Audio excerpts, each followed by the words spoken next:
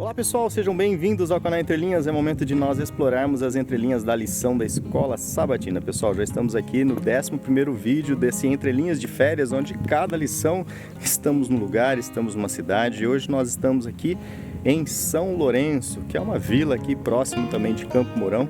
Esse aqui ó, é o São Lourenço, essa aqui é a catedral dessa cidade. E hoje nós vamos aprender sobre viver em Cristo. Mais uma lição que vai nos trazer não somente a teoria, mas também nos trazer um pouco da prática, né? Como é viver em Cristo Jesus, crendo e confiando no que Ele fez, faz e fará por nós. Hoje nós teremos aqui a participação também do Ricardo, do Alexandre, do Marcos André, e também espero que você também participe desse vídeo, deixando seu joinha, se inscrevendo no canal se não é inscrito, deixando o sininho acionado e também sempre deixe seu comentário, que isso ajuda, né, a gerar engajamento e também promover o conteúdo no canal. Beleza, pessoal? Mas chega de introdução e vamos para a lição.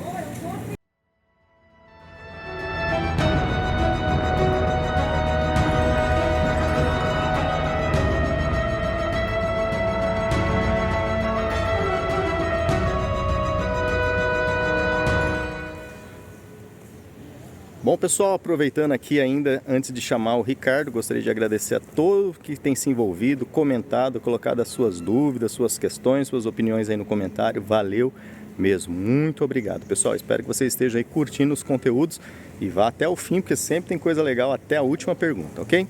Bom, nesse momento, antes de nós iniciarmos então o estudo, né, da palavra, convido você a buscarmos o Espírito Santo para que Ele guie, para que Ele conduza as falas e também os ouvidos, né, ao ouvir cada coisa, para que a gente não interprete errado, e principalmente nessa lição que a gente vai precisar praticar bastante o que a gente aprender aqui, ok? Vamos orar? Oremos.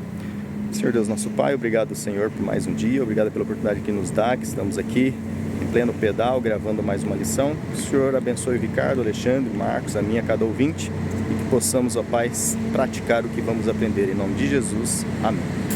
Então, chega aí, Ricardo, agora é com você. Bom, vamos lá, gente. Lição número 11. Viver com Cristo.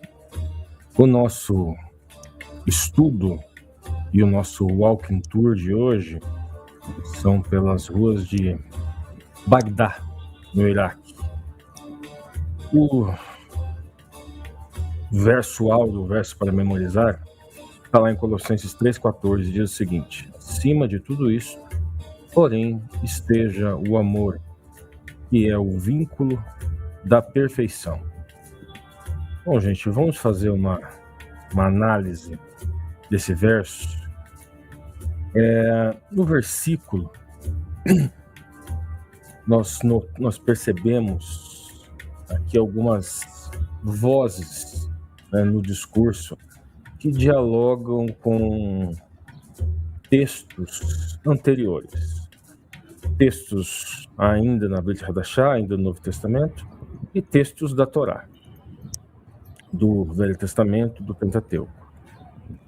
Nós vemos o apóstolo Paulo dialogando, é o mais gritante, né, com o discurso de Cristo, o ensinamento central de Cristo: amar a Deus sobre todas as coisas e ao próximo como a si mesmo.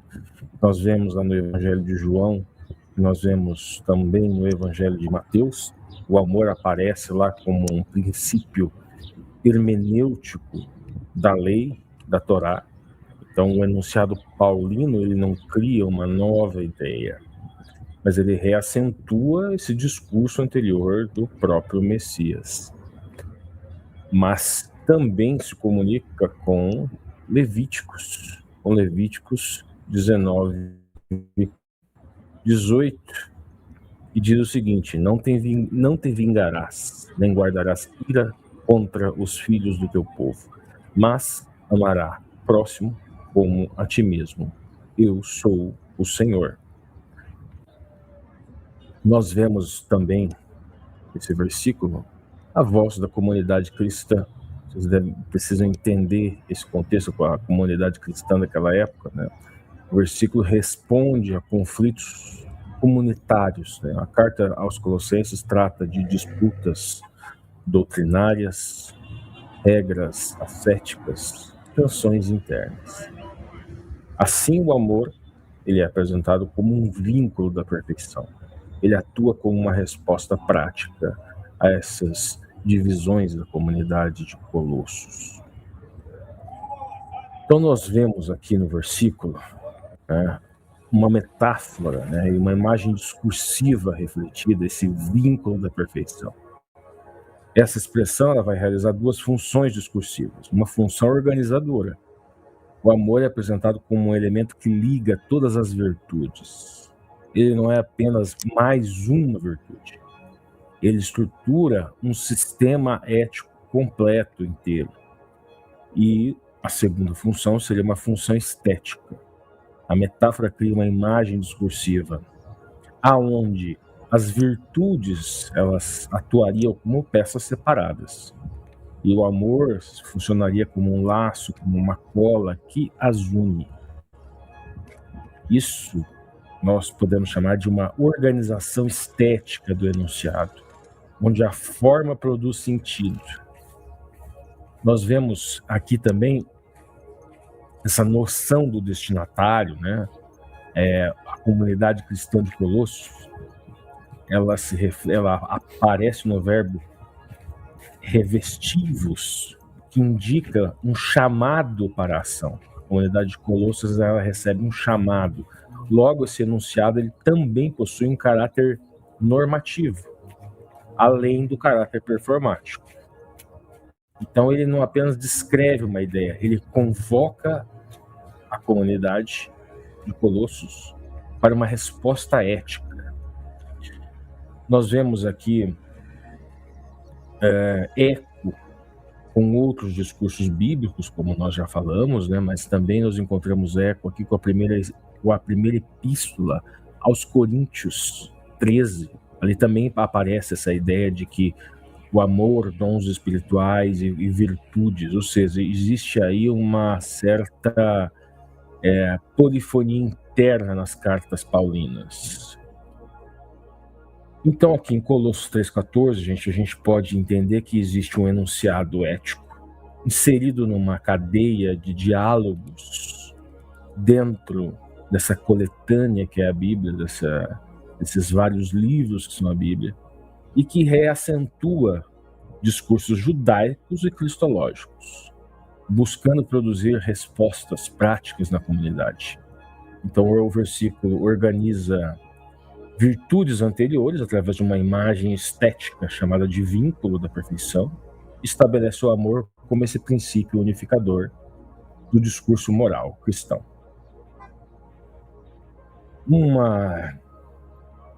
Um signo, né, que se destaca essa questão do tudo isso, né? O que seria esse sobre tudo isso? Ou, em algumas traduções, acima de tudo isso. Esse termo, essa expressão, ela vai retomar elementos mencionados imediatamente antes do discurso, antes do verso áureo, né? O texto forma uma cadeia discursiva, onde o versículo 14 funciona como uma síntese, um coroamento todas as virtudes listadas.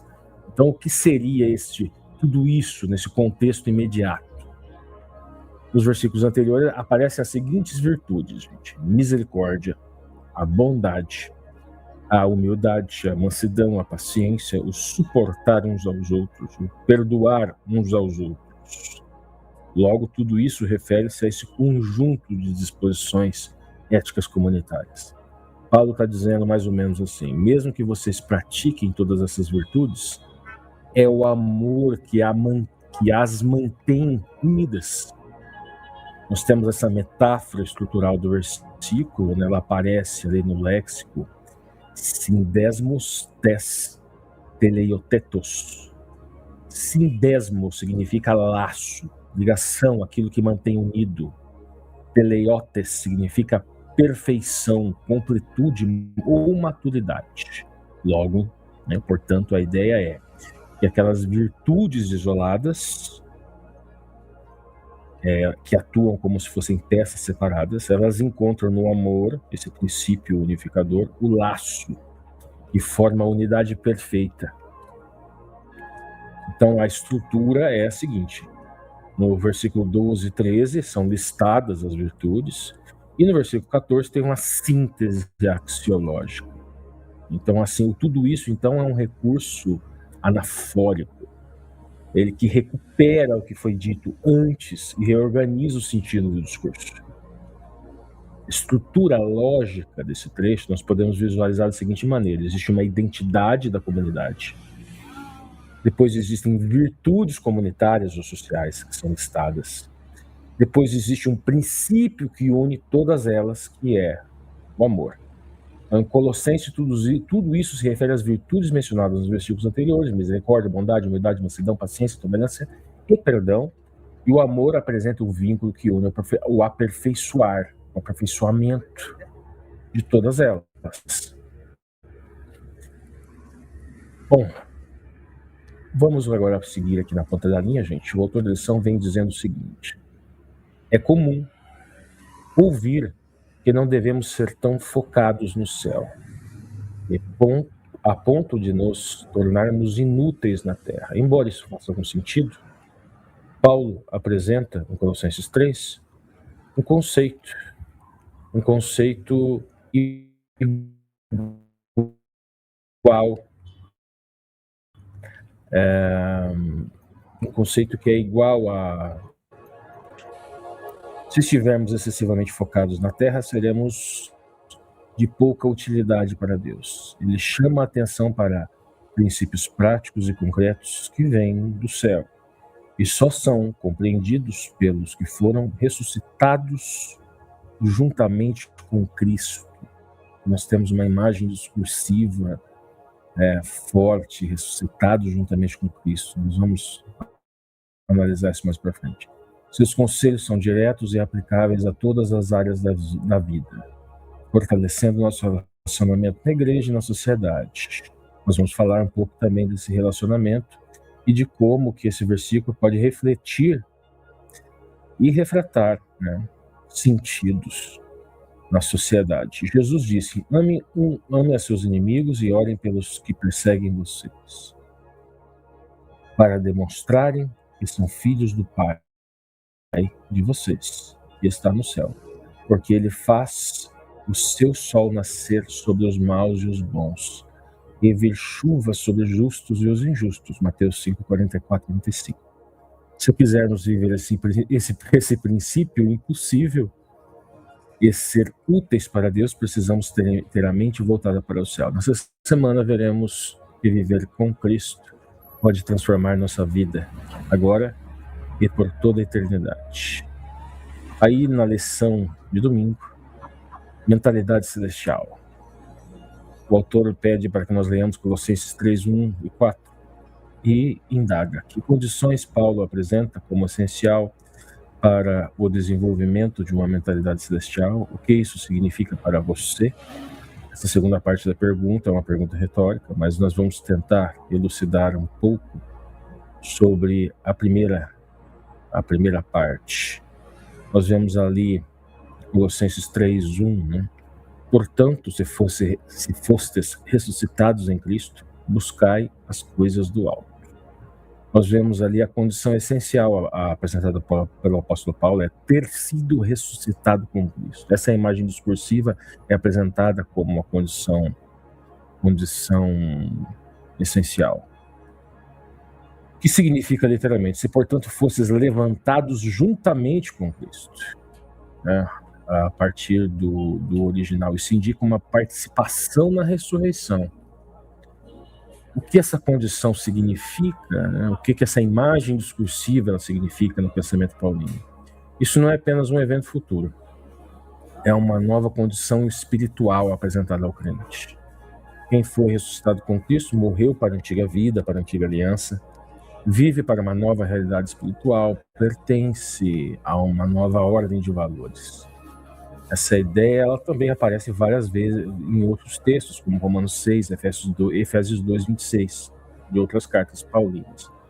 As consequências dessa condição, gente: a partir dessa condição surgem duas atitudes mentais. Primeira atitude mental: buscar as coisas do alto, buscar as coisas de cima. Isso indica direção para uma vida. Isso indica uma prioridade espiritual.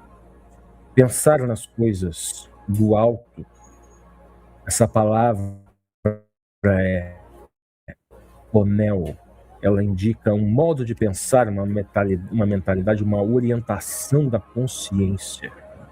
Paulo apresenta 3 fundamentos: morte com Cristo, no versículo 3, porque morrestes, vida escondida em Cristo, vossa vida está escondida com Cristo em Deus. Manifestação futura, quando Cristo se manifestar, vós também sereis manifestados com ele, aí no versículo 4. A estrutura lógica do argumento do raciocínio paulino é a seguinte: primeiro, ressurreição com Cristo. Segundo, uma nova identidade espiritual. Terceiro, uma nova mentalidade. E quarto, buscar as coisas do alto.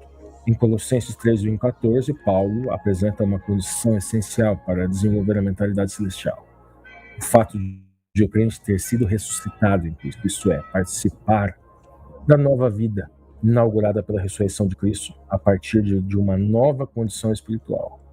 O cristão, a partir desse texto, ele deve buscar e pensar novas coisas do alto. Ocorre o seguinte, gente. Esse texto que afirma que buscar coisas do alto, pensar coisas do alto, em si o texto é um ensinamento espiritual. Porém, como qualquer discurso religioso, como qualquer enunciado discursivo, qualquer enunciado concreto, ele pode ser reinterpretado dentro de disputas sociais e políticas. Nós vemos, então, esse deslocamento do foco para o céu, ele pode servir para desmobilizar críticas sociais. Uma forma de manipulação. Essa manipulação consiste em usar essa ideia de coisas do alto para desencorajar questionamentos sobre a sociedade e sobre políticos. O argumento pode ser apresentado assim: o cristão não deve se preocupar com a política. Eu sou do alto, ou seja, você não tem uma identidade aqui na Terra, nem é um deslocamento da identidade do indivíduo. Outra coisa, o importante é pensar nas coisas espirituais. Questões sociais são coisas terrenas. Esse uso do texto pode produzir uma desmobilização política da comunidade religiosa, que pode deixar de enxergar coisas que são expressamente contrárias ao princípio central do Evangelho: ame a Deus sobre todas as coisas e ao próximo como a si mesmo. Pode ocorrer também uma legitimação de estruturas de poder.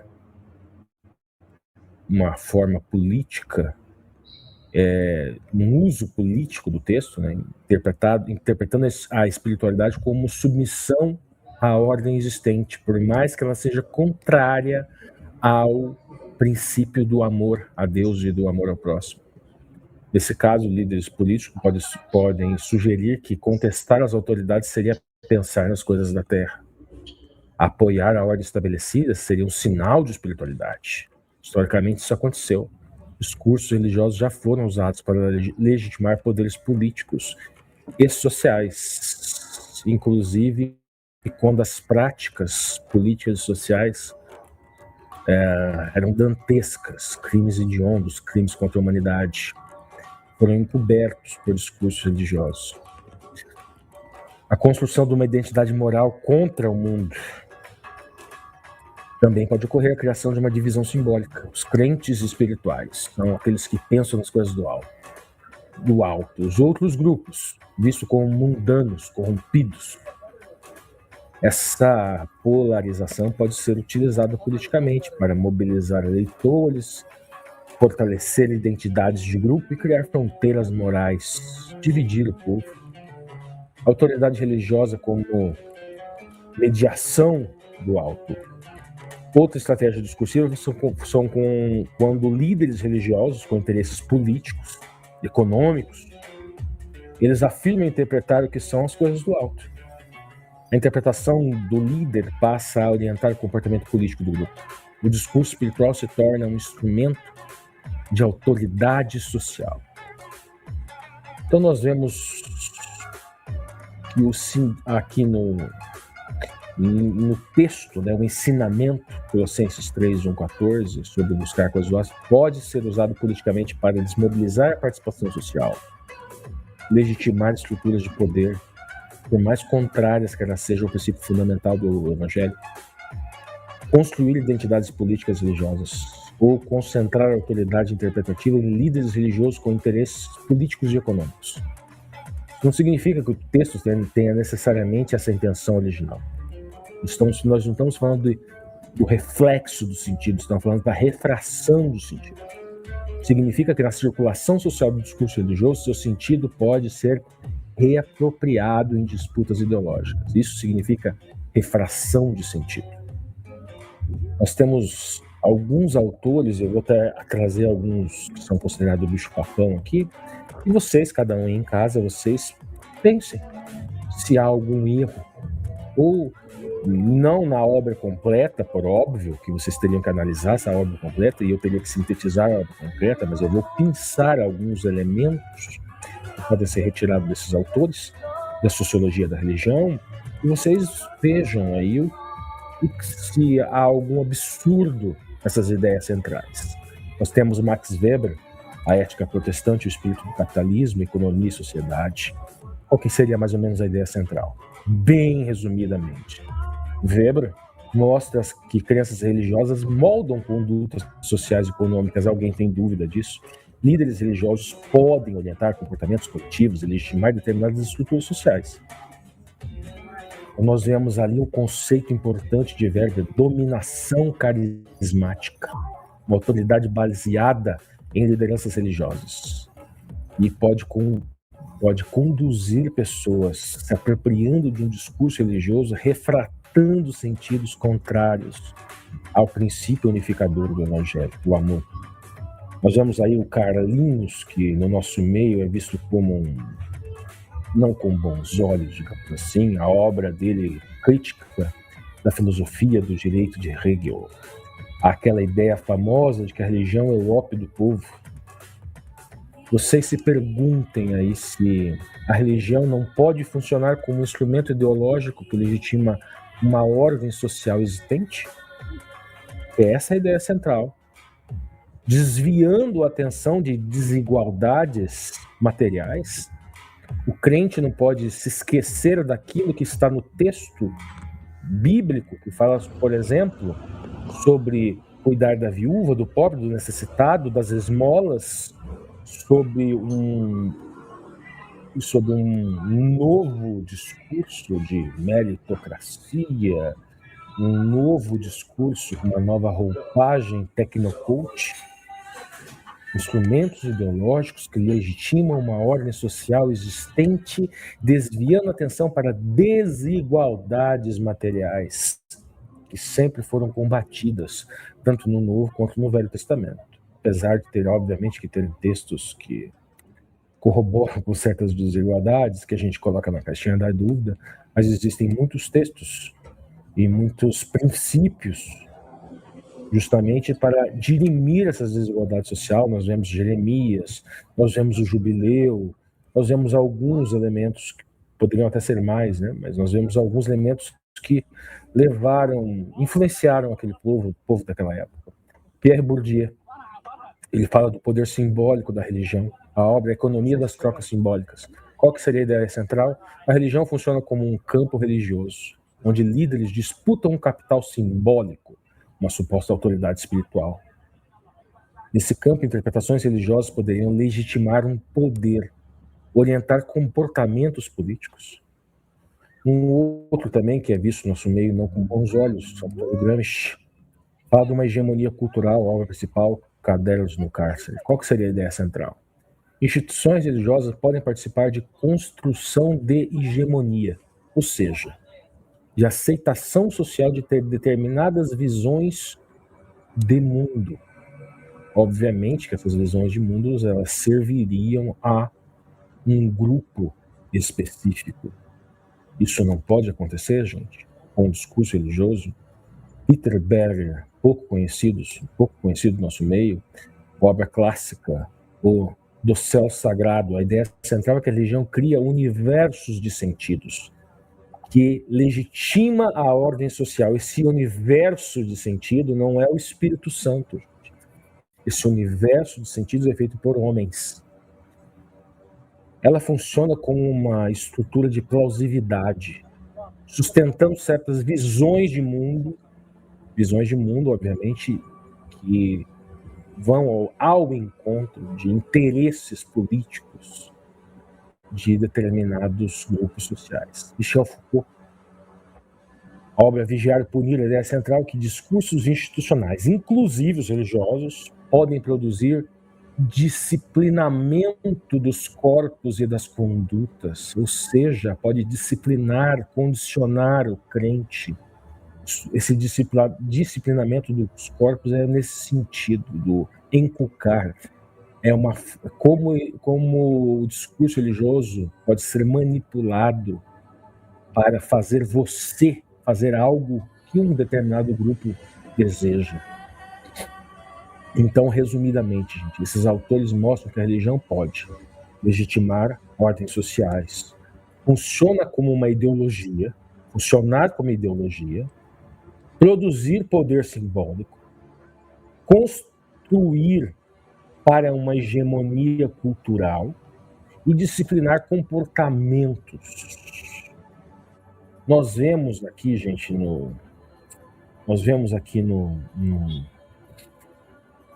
nesse texto, no Colossenses 3, 1 e 14, o texto, buscar do alto, pensar coisas do alto. Nós temos um discurso espiritual, mas também um discurso sociológico, mas ele é também um discurso sociológico, que pode ser interpretado de várias formas diferentes.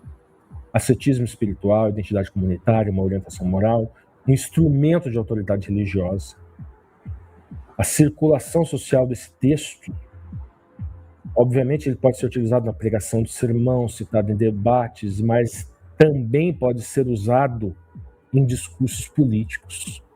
Também pode ser reinterpretado por grupos ou comunidades. E a cadeia discursiva continua. Nós não podemos bloquear a nossa mente sobre a aparência. É Bíblia. Gente, o texto bíblico não deixa de ser um texto. E como todo texto, ele reflete sentidos e ele refrata sentidos. E como todo texto, ele tem um uso social e político. É possível esse uso social e político. Na ponta da linha, gente. Agora, na ponta da linha da lição, do topo de uma montanha é possível contemplar uma vasta paisagem ao redor. Desde os tempos antigos, montanhas têm sido procuradas por aqueles que desejam uma experiência mais próxima com Deus. Salmo 121. Até mesmo montanhas artificiais, conhecidas como zigurates. Zigurates são templos, gente.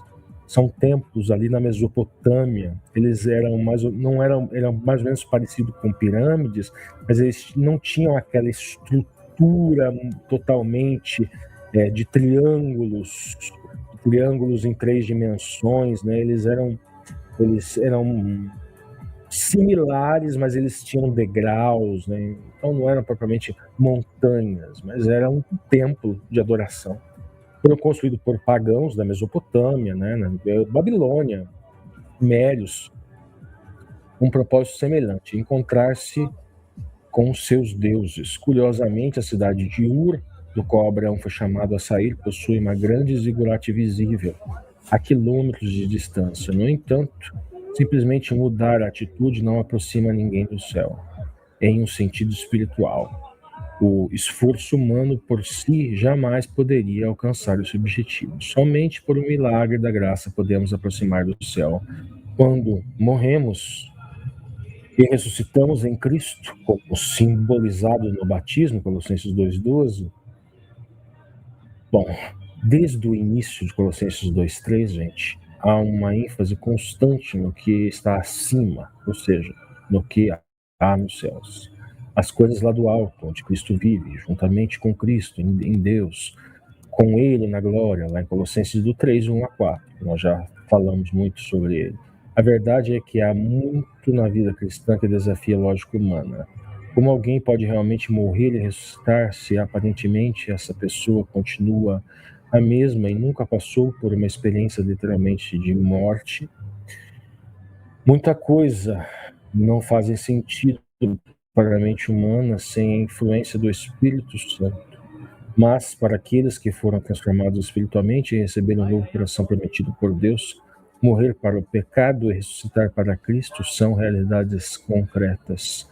Como diz o hino, você me pergunta como sei que ele vive dentro do meu coração.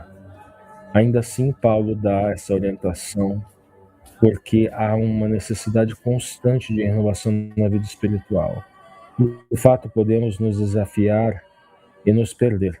E neste mundo do pecado nunca estaremos totalmente livres da tentação. Por isso devemos escolher claramente buscar as coisas lá do alto. Nossa vida eterna está segura, oculta, juntamente com Cristo em Deus. Porém, a maneira como vivemos essa realidade certamente não deve ficar escondida.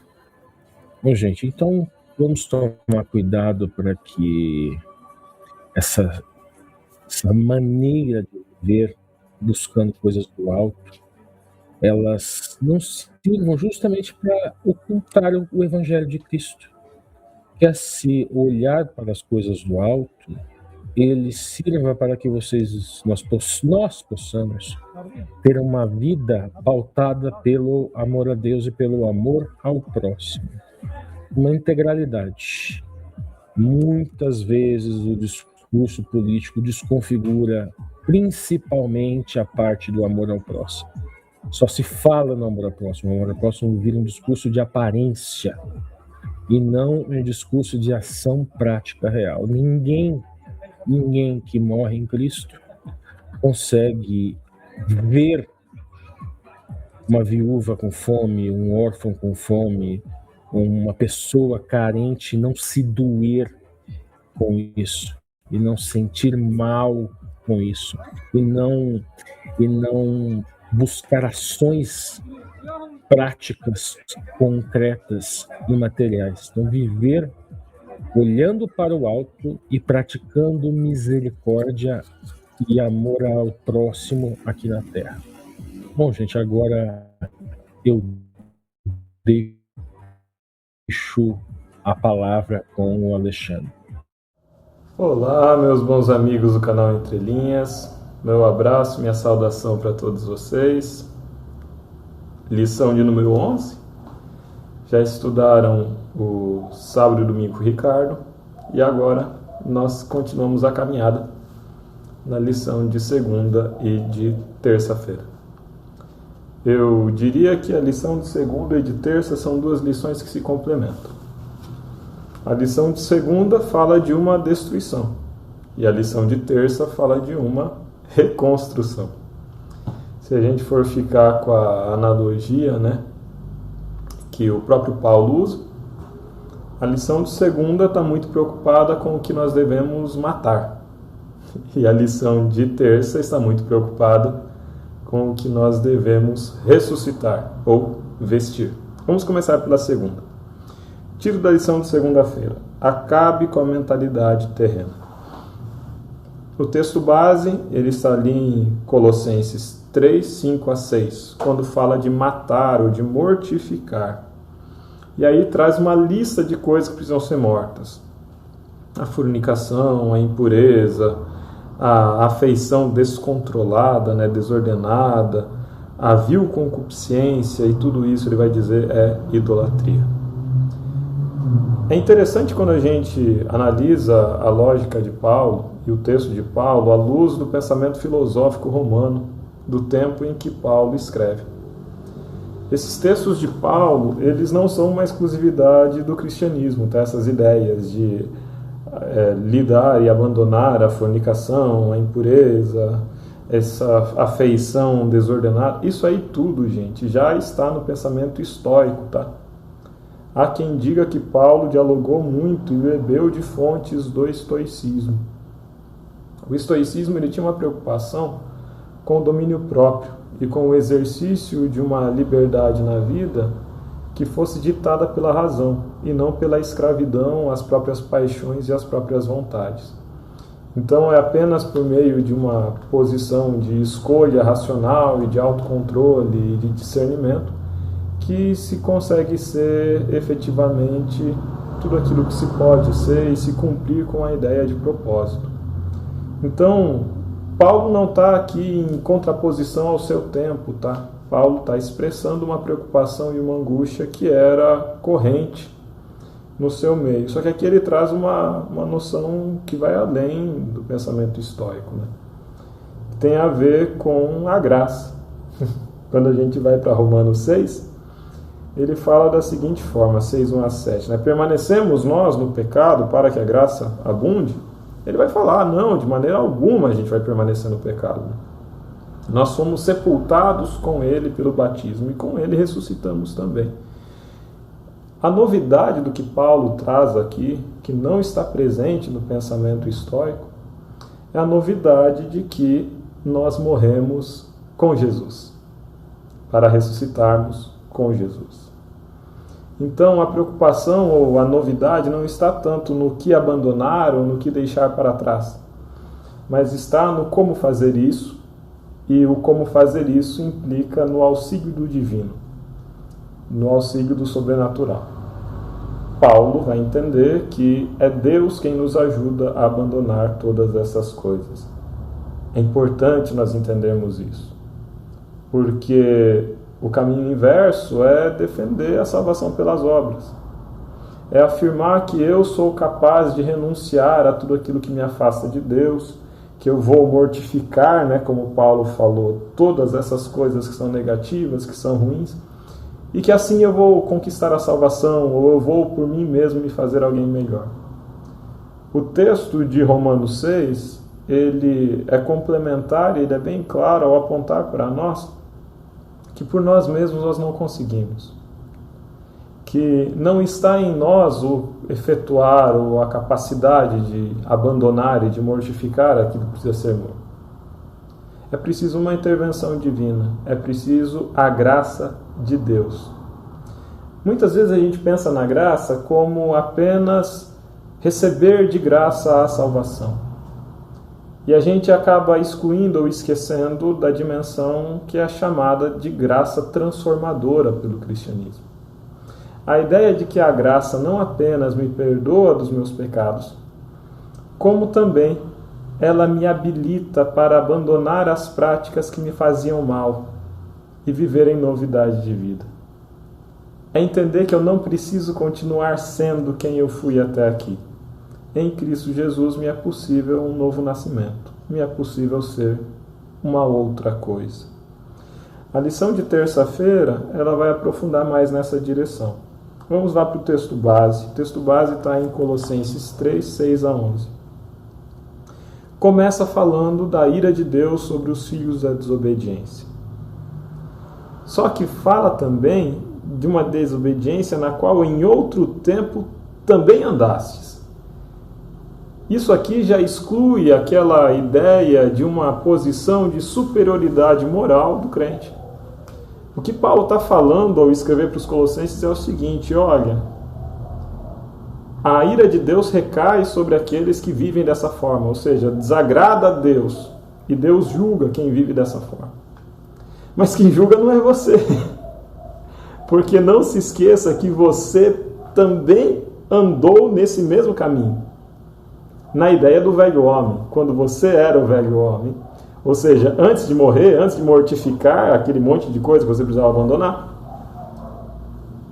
você caminhava por esse mesmo caminho. E aí é interessante porque, um pouquinho mais na frente no texto, Paulo fala que nós não devemos nos irar. E é muito interessante isso porque a ideia de que a ira humana não produz a justiça de Deus, como está lá em Tiago 1:19-20. E o autor da lição traz essa passagem. Quer dizer, compete a Deus irar-se, compete a Deus julgar. Não sou eu quem julgo o meu próximo. Com o que eu tenho que me preocupar? Eu tenho que me preocupar em viver em novidade de vida. Eu tenho que me preocupar com a minha conduta, com a minha prática, com quem eu quero ser. Eu tenho que me preocupar na morte do velho homem e no nascimento do novo homem. A gente segue o texto. E qual é o caminho? O caminho apresentado por Paulo é o seguinte, lá em Colossenses 3, 6 a 11 ainda. Se vistam do novo. E esse novo aqui, ele aponta para um renovado conhecimento, segundo a imagem daquele que o criou. Quer dizer, não somos nós que proporcionamos a pureza, a bondade, as boas dádivas, as boas características. Todas elas vêm de Deus. E o convite de Paulo é que nós nos vistamos dessa justiça. É algo que vem por sobre nós e que nos é externo. Em outro texto, que é o texto de Romanos 6, isso vai ser expresso com a ideia da morte e da ressurreição. Morremos para o velho homem, morremos para a antiga vida, morremos para quem fomos e nascemos para ser outra coisa. Nascemos com um novo projeto, com um novo plano, querendo ser alguém mais semelhante a Jesus. O modelo aqui é a imagem daquele que o criou. E é muito legal o texto do Paulo agora, quando vai falar da comunidade dos crentes. Nessa comunidade, entre todos aqueles que buscam ser como Jesus, não há mais grego, não há mais judeu, não há mais circuncisão ou incircuncisão, não há mais bárbaro ou cita, que eram outros povos, não há servo ou livre. Cristo é tudo e em todos. Quer dizer, eu sou chamado para o reino não para julgar, não para fazer preconceito, não para fazer acepção de pessoas. Eu sou chamado para o reino para morrer para quem eu fui. E para em Cristo Jesus eu escolher ser outra coisa, mais parecida com Jesus, mais semelhante àquele que me criou. Síntese de segunda e terça-feira, então. Segunda-feira é uma lição centrada na morte, o que eu tenho que matar, o que eu quero deixar para trás. Terça-feira é uma lição centrada na ressurreição. Morte e ressurreição simbólicas aqui. Eu quero ressuscitar com Cristo. Ressuscitar para que vida? Para que projeto?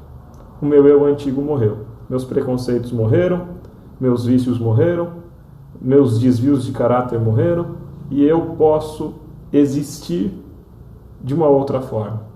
Esse é o convite da lição de terça-feira. Agora a gente vai para a lição de quarta, mas não comigo. Vocês seguem com o Marcos André. Meu abraço para todos e até a próxima semana. Tchau, tchau. Obrigado, Alexandre. Muito obrigado também ao Lúcio e ao Ricardo pelas participações. Obrigado a você que nos acompanha. E agora vamos para a parte de quarta-feira com o título O Caráter da Nova Vida. E o autor diz aqui que depois de descrever os maus hábitos, aqueles que devem ser abandonados ao conhecer a Cristo, Paulo destacou os aspectos positivos como a passagem das trevas para a luz. Então, o texto é uma transição entre os maus hábitos que compõem a vida anterior e os bons hábitos que devem tomar o lugar. E o autor, então, nos pergunta aqui, com base em Colossenses, no capítulo 3, versos 12 a 14, como Paulo descreve aqueles que creem em Jesus. Bom, Paulo chama os crentes em Colosso de santos e amados. E em seguida, o autor ainda pergunta aqui de que maneira essa descrição está ligada à qualidade das quais nós devemos nos revestir. Bom, ele fala ali de compaixão, bondade, humildade, mansidão, paciência, amor, que são os novos componentes do caráter daquele que se entregou a Cristo, que são características do próprio Cristo também, por isso que ele fala que nós devemos nos revestir de Cristo, Essas são as características. Então, o autor destaca aqui que Israel, no passado, foi chamado para ser um povo especial e refletir o caráter de Deus. E Jesus, aqueles que aceitaram a Jesus como Salvador, também são chamados de eleitos de Deus, Colossenses 3, verso 12.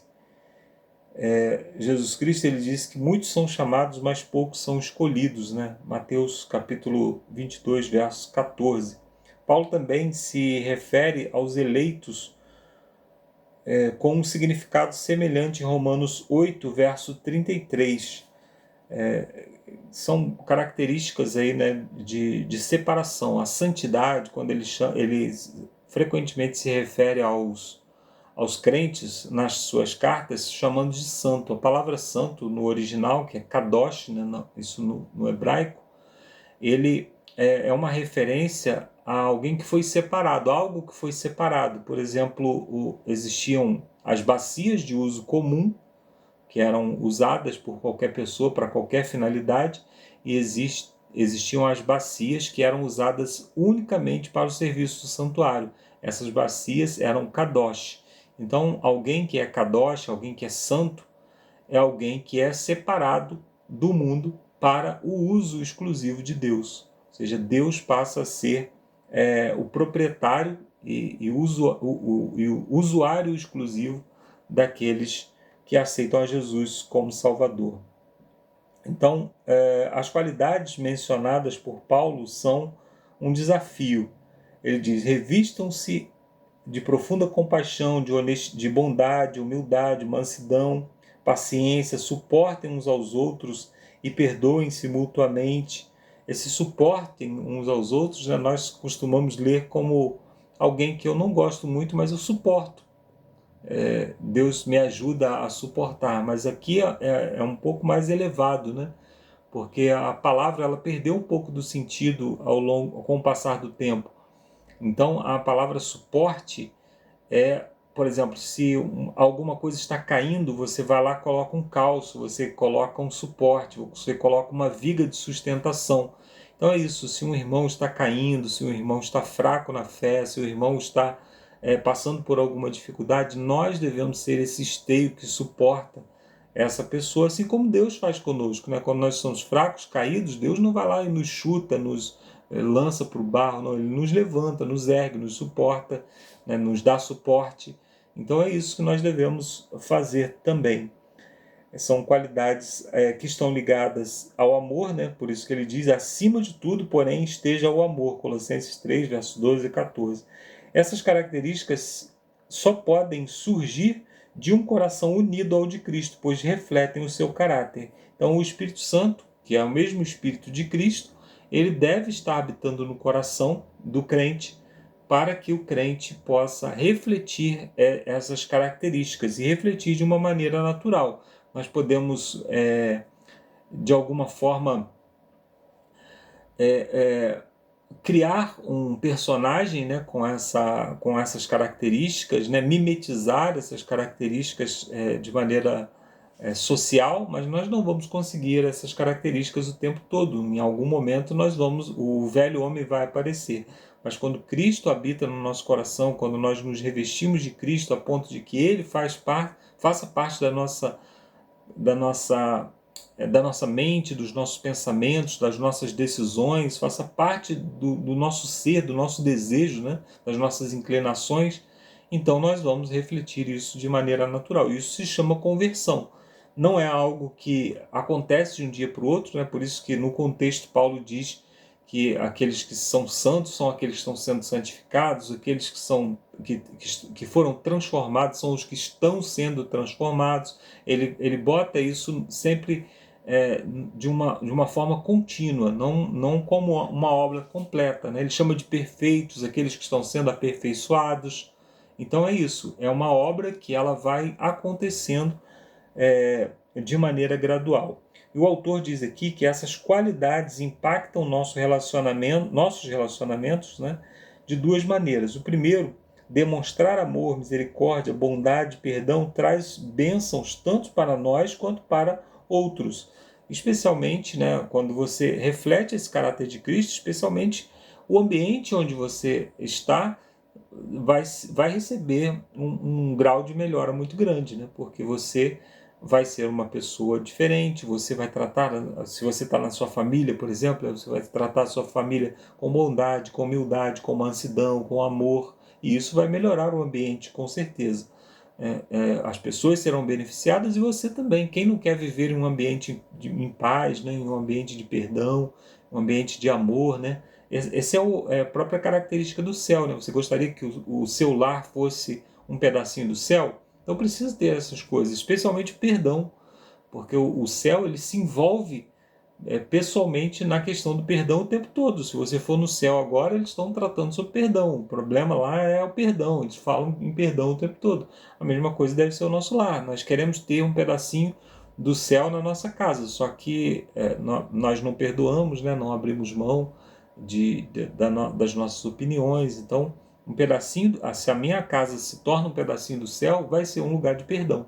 Vai ser um lugar onde as pessoas vão receber aceitação, vão receber carinho, independente dos erros que cometeram. Então esse é o grande desafio de refletir o caráter de Cristo.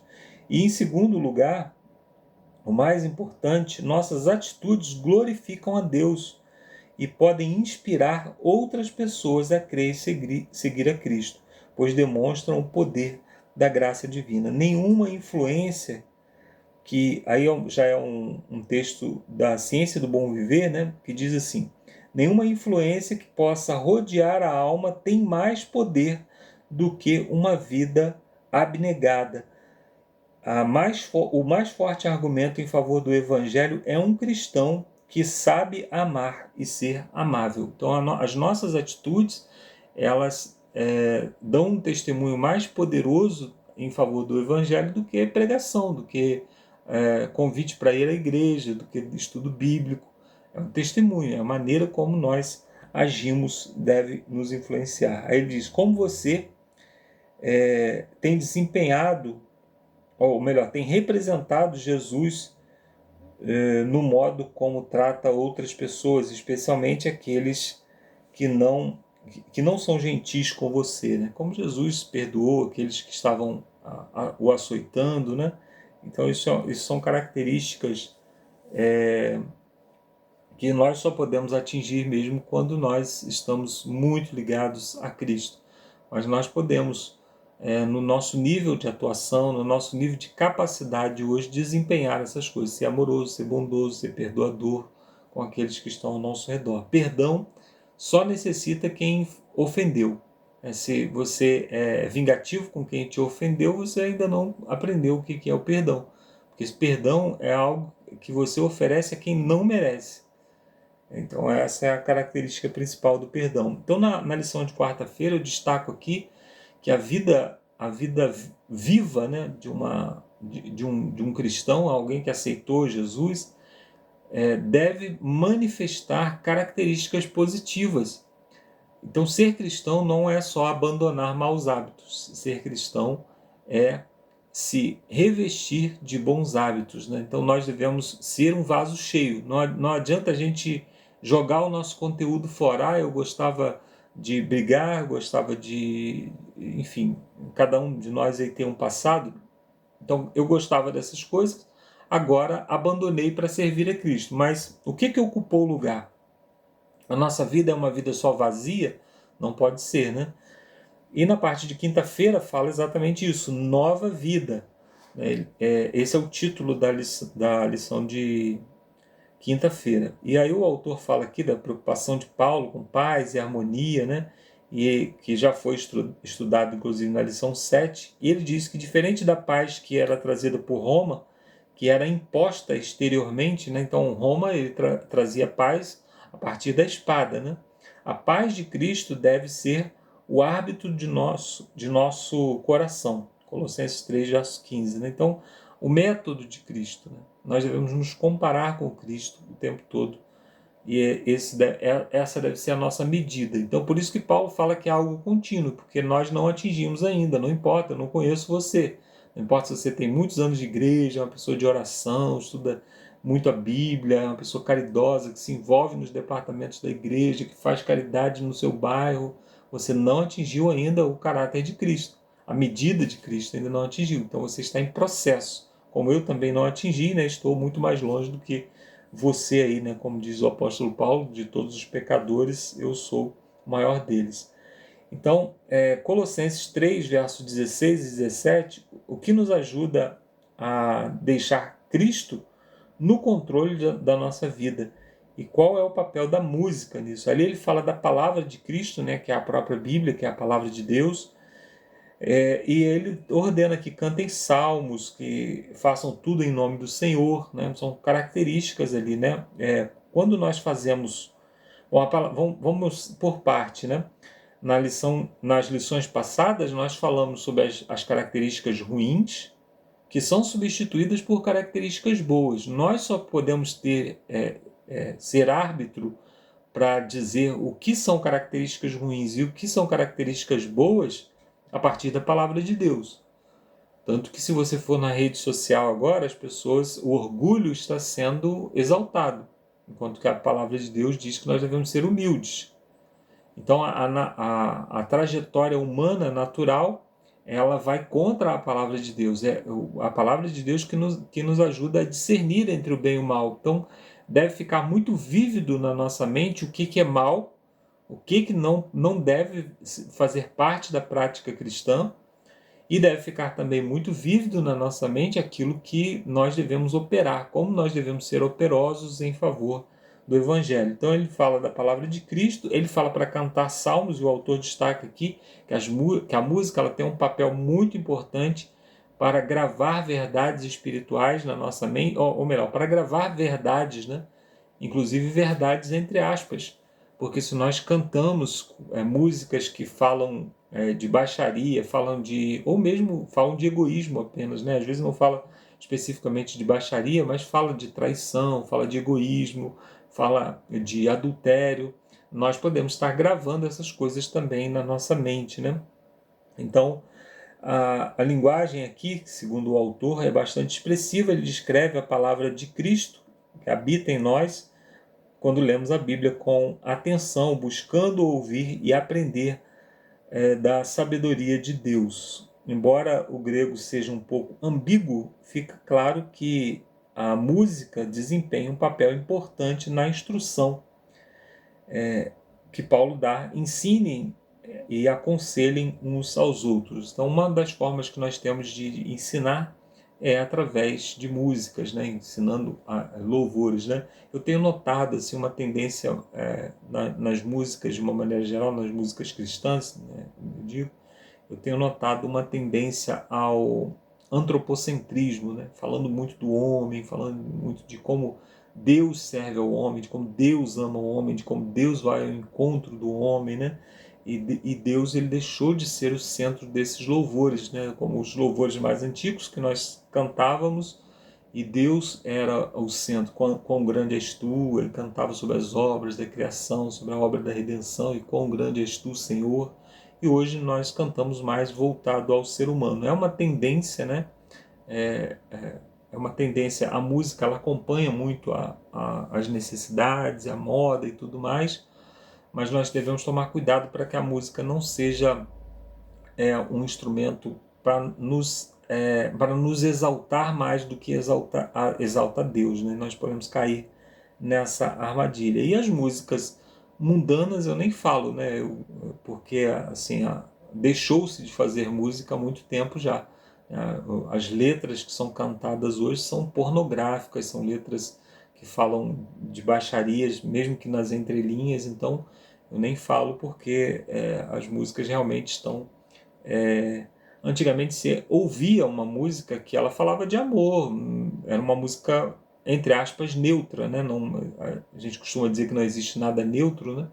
Mas eram músicas que ainda era possível ouvir, porque elas falavam, elas não eram músicas, como o texto diz, e que nós estudamos aqui no próprio livro de Gálatas, né? Que traziam palavras torpes, palavras baixas, né? Hoje a música ela traz essas coisas todas, então nós devemos evitar ao máximo, né? Filtrar muito, né? Lembrando do conselho do apóstolo Paulo, nós devemos examinar tudo retendo o que é bom. Se algo não tem nada de bom, nós devemos eliminar imediatamente, né?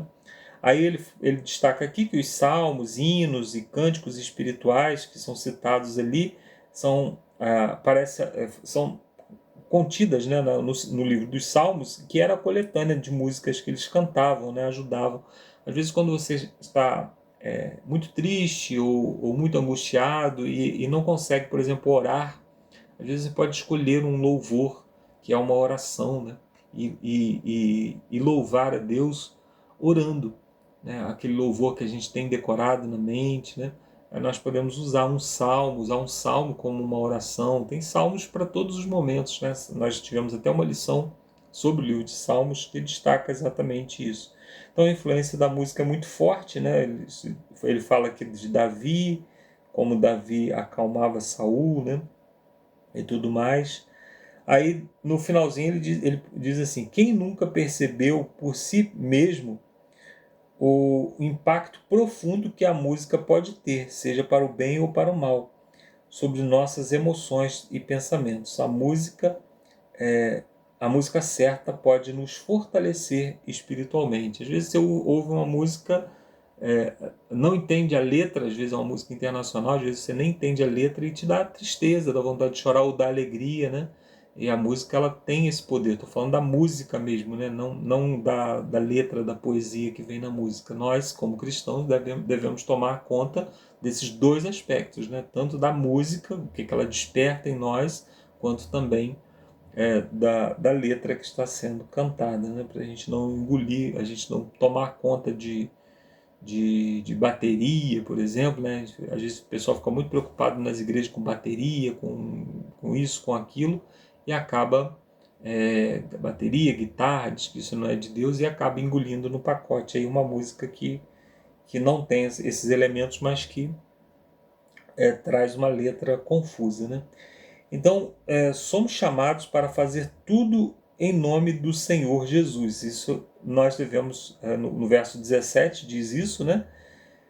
E isso deve nos chamar muito a atenção, porque o nome, nós já falamos bastante sobre isso aqui no canal, o nome na Bíblia não é só o nome pelo qual a pessoa é chamada. Por exemplo, o meu nome é Marcos, tem o Lúcio, o Alexandre, o Ricardo aqui no canal.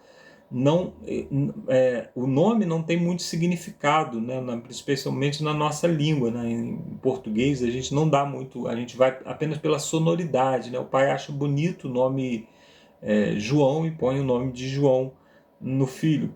Porém, o nome na Bíblia, ele vai além disso, é aquela expressão, né? Fulano tem um bom nome na praça, ou seja, é caráter. O nome ele tem relação com o caráter. Então, fazer tudo em nome de Jesus é fazer tudo com o caráter de Jesus. É dizendo que, como cristãos, nós representamos Jesus. Então, quando um cristão comete um erro, ele escandaliza, diferente de um ateu, né? O ateu vai lá, comete um erro, ele é responsável pelo seu erro. Quando um cristão comete um erro, ele leva consigo o nome da igreja, ele leva consigo o nome de Cristo. Então, nós devemos tomar muito cuidado com isso. E aí ele diz ali, né, você pode dizer com sinceridade que age assim, senão, o que precisa mudar?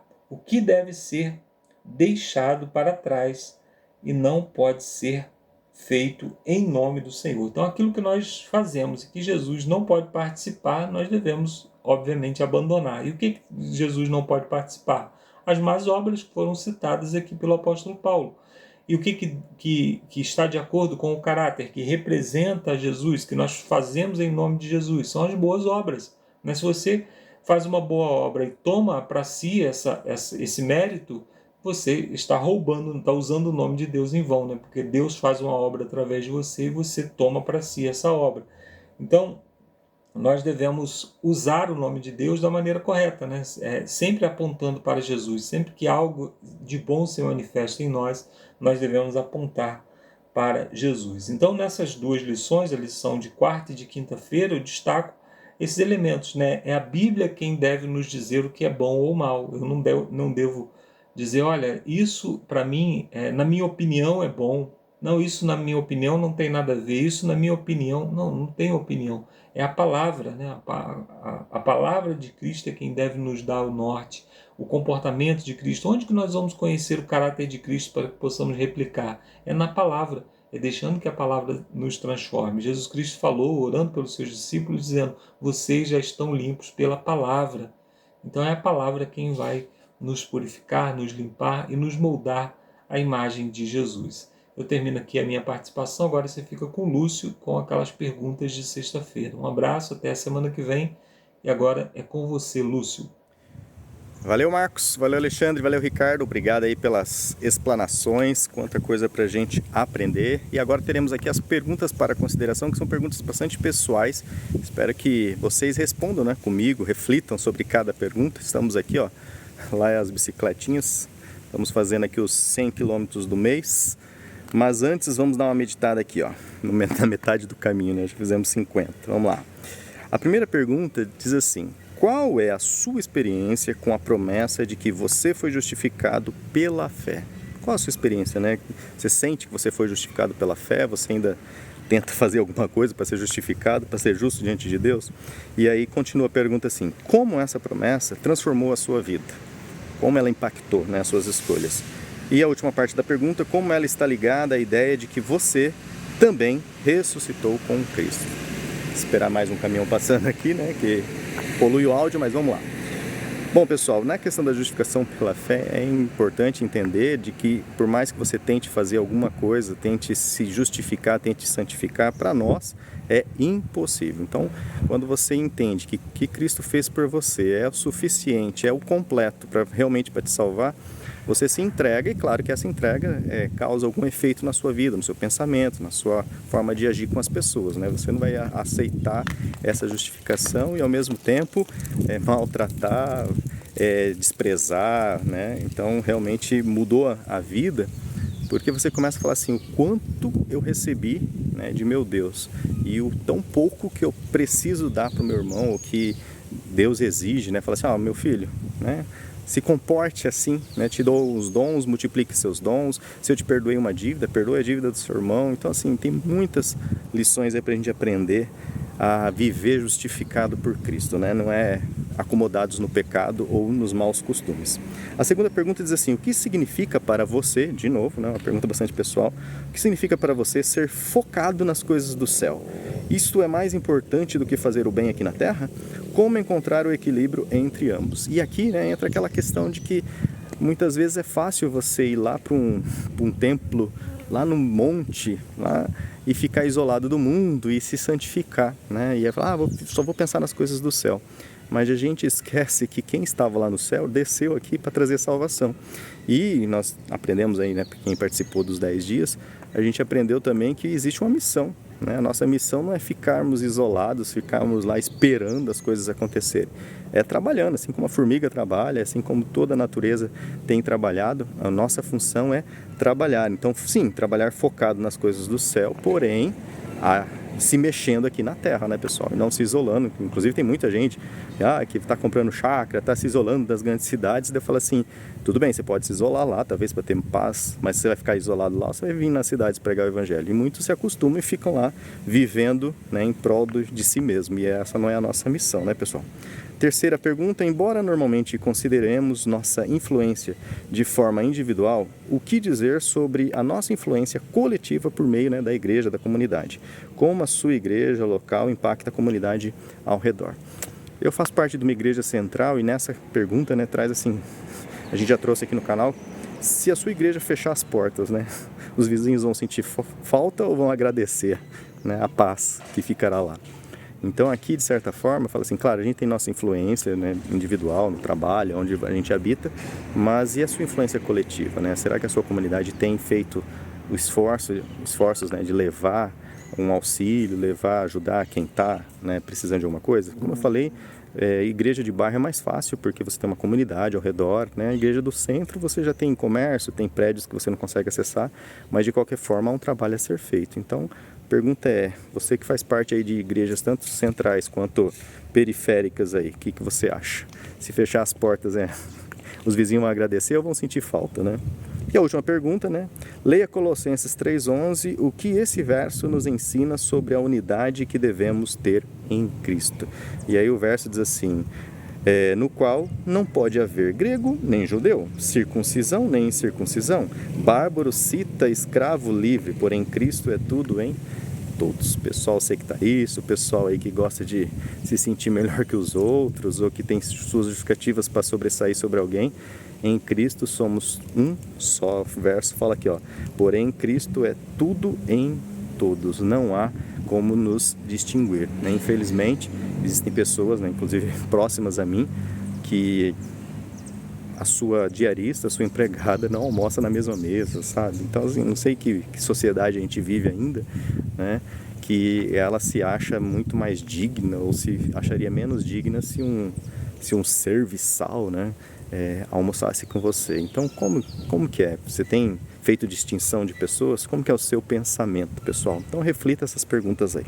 Bom, valeu então pela companhia, pessoal. Encerramos aqui esse 11º vídeo. Espero que você esteja conosco já no penúltimo vídeo dessa série Entre Linhas de Férias. Aí vai acabar, né? Aí voltamos para os estúdios, né, pessoal? Vai acabar essa alegria aqui de mostrar esses espaços para vocês. Mas antes de nos despedirmos, vamos terminar com uma oração? Oremos. Senhor Deus, obrigado, Senhor, porque nos deste o exemplo, nos justificaste perante Deus, diante das nossas falhas, das nossas imperfeições, mas em Ti podemos nos sentir perfeitos. Não porque somos, mas porque a Tua justiça nos cobre, Senhor. Dai-nos essa certeza, nos acompanhe nos nossos lidares aí do dia a dia e nos ajude, Pai, a sermos o sal que salga, a luz que brilha, aonde quer que nós andemos. Em nome de Jesus, amém. Então, pessoal, fiquem com Deus. Até lá. Tchau, tchau.